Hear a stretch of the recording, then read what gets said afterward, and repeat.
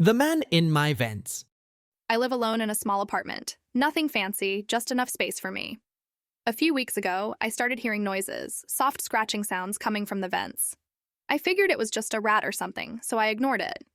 Then, one night, as I was drifting off to sleep, I heard something new. A whisper, not words, just breathing, slow, deep, coming from the vent above my bed. I shot up, heart pounding. I stared at the vent, but it was too dark to see anything. Just my imagination, I told myself. But the next day I noticed something that made my stomach drop. The vent screws were loose. I called my landlord. He said no one had access to my apartment except me. Still, I tightened the screws myself and tried to move on. That night I woke up sweating. I felt watched. My eyes drifted to the vent. It was open, and two eyes were staring back at me. I screamed and scrambled out of bed. By the time the police arrived, the vent was empty. They found signs that someone had been living in the crawl space above my apartment for weeks.